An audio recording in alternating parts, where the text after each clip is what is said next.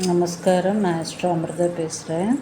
இன்றைக்கி நம்ம பார்க்க போகிற கேள்வி பதிலும் அதில் அடங்கி இருக்கும் கிரகம் என்ன என்பதை பற்றி தான். கேள்வியானது, விநாயகர் மற்றும் அனுமான் இந்த தெய்வங்களை சனி பகவான் பிடிக்கவில்லையே ஏன் என்பது தான் கேள்வி. இந்த கேள்விக்கான பதில், முதலில் நாம் தெரிந்து கொள்ள வேண்டியது, விநாயகருக்கும் சரி அனுமானுக்கும் சரி முகம் மனித முகம் அல்ல, ஆனால் உடலானது மனித தன்மையை கொண்டது. அப்படிப்பட்ட மனித முகம் அல்லாத தெய்வத்தை கேதுவுடன் ஒப்பிடுவார்கள். இருப்பினும் இந்த கேள்வியில் கேட்டிருக்கும் கேள்விக்கு தகுந்த பதில் என்னவென்றால், ராமருடைய ஜாதகத்தில் அவருக்கு ஜென்ம ராசியில் குரு பகவான் வந்தபோது அவர் காட்டுக்கு செல்ல நேர்ந்தது.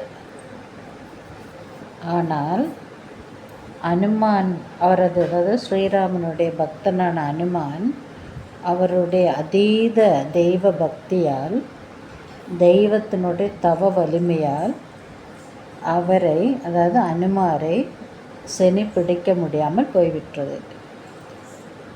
ஏனென்றால் ஸ்ரீராமனையே முழு மூச்சாக பக்தியுடன் ஸ்ரத்தையுடன் அனுமான் தனது பக்தியை தினந்தோறும் அதாவது மெருகேற்றி கொண்டிருந்தார். இந்த பக்தியானது, இந்த தவ வலிமையானது, மெருகேற்று தவ வலிமையானது, ஸ்ரீராமனுடைய நாமமானது சனி பகவான் அனுமானை பிடிக்க முடியாமல் போய்விட்டது.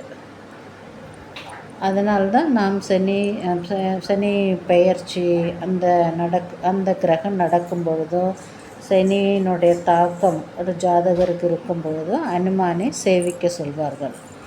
இது ஒரு முறை. அடுத்தது, அதாவது இது ஒரு விதமான பதில். அடுத்த பதில், விநாயகரை ஏன் சனி பகவான் பிடிக்கவில்லை என்பதுதான்.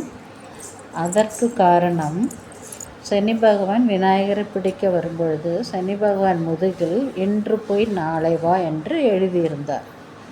சனி பகவான் எப்பொழுதும் விநாயகரை பிடிக்க வரும்பொழுது முதுகை காட்டி விடுவார்.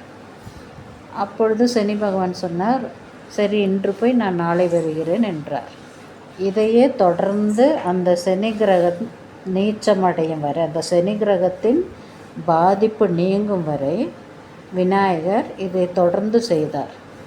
ஆனால் சனி பகவானுக்கு இதை எளிமையாக புரிந்து கொள்ள முடியவில்லை. ஆனாலும் இன்று போய் நாளை வருகிறேன் என்ற வாக்குறுதி சனி பகவான் விநாயகருக்கு கொடுத்ததனால் ஒவ்வொரு நாளும் இன்று போய் நாளை வருகிறேன் என்று சொல்லி கடைசியை, அதாவது விநாயகரின் சனி கிரகத்தின் பாதிப்பு நீங்கும் அந்த சமயத்தில் இன்றாவது உங்களை பிடிக்க வேண்டும் என்று சொன்ன பொழுது, உன்னுடைய, அதாவது 7.5 சனி பிடிக்கும் காலமானது முடிந்துவிட்டது என்று விநாயகர் சனி பகவானிடம் சொன்னார். எனவே விநாயகர் ஞானகாரகன்.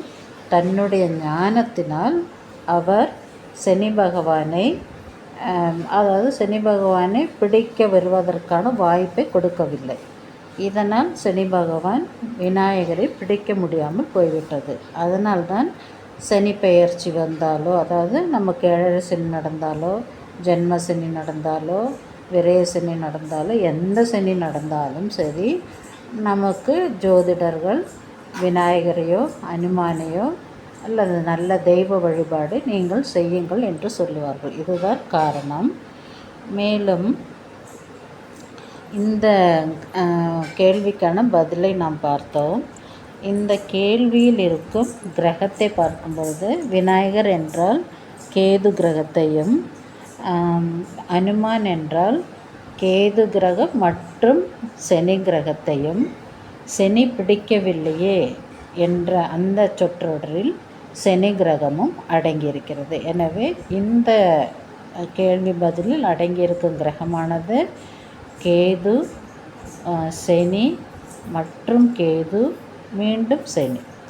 எனவே மொத்தத்தில் நாம் சொல்லப்போனால் சனி கிரகமும் கேது கிரகமும் இந்த கேள்வி பதிலில் அடங்கியிருக்கிறது.